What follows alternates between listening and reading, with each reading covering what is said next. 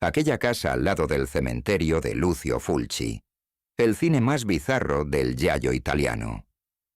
Aquella casa cerca del cementerio, que ya villa accanto al cimitero, es una película italiana de terror dirigida por Lucio Fulci, estrenada en 1981. Es parte de la llamada Trilogía de las Puertas del Infierno, que incluye también El Más Allá, L'Aldilà y Miedo en la Ciudad de los Muertos Vivientes, Pauranella, Città dei Morti Viventi. La historia sigue a una familia: Norman Boyle, su esposa Lucy y su hijo pequeño Bob, que se muda a una casa antigua cerca de un cementerio en Nueva Inglaterra. Norman está investigando el misterioso suicidio de un colega que vivía en esa misma casa. Pronto la familia descubre que la casa oculta un oscuro secreto. En su sótano habita el Dr. Freudstein, un antiguo científico que utiliza los cuerpos de los vivos para mantenerse inmortal.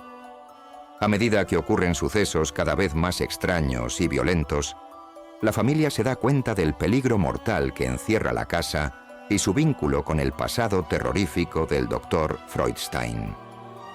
A continuación, te explico algunos aspectos clave de su impacto. La película destaca por su atmósfera opresiva y el uso del gore, una característica central en el trabajo de Fulci.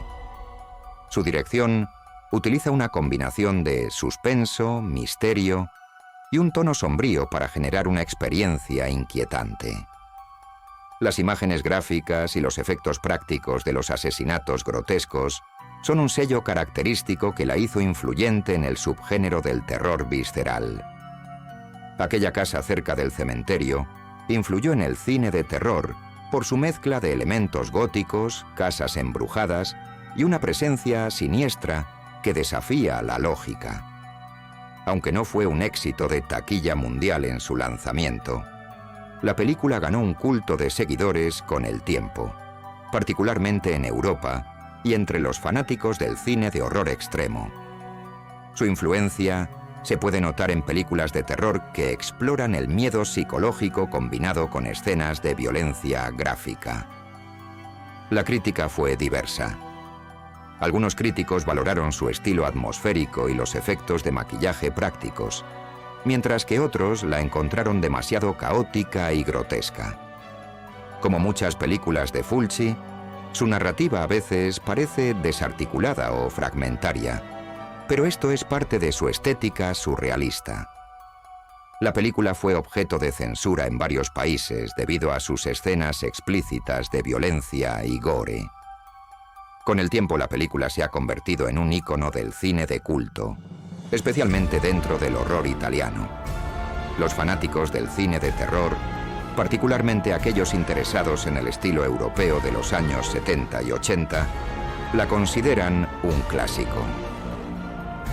Fulci, con esta película, consolidó su estatus como uno de los grandes directores de horror de su época, aunque siempre fue un cineasta de nicho. La película está llena de metáforas y elementos surrealistas.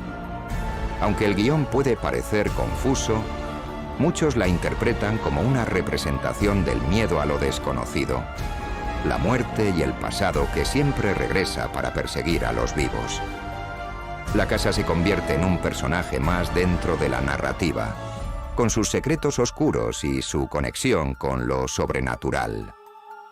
En resumen, aquella casa al lado del cementerio es una pieza fundamental en la filmografía de Lucio Fulci y en el cine de terror italiano, especialmente para los fanáticos del cine giallo. Su influencia sigue viva en el género del terror hasta el día de hoy, y su estatus de culto ha asegurado su lugar en la historia del cine.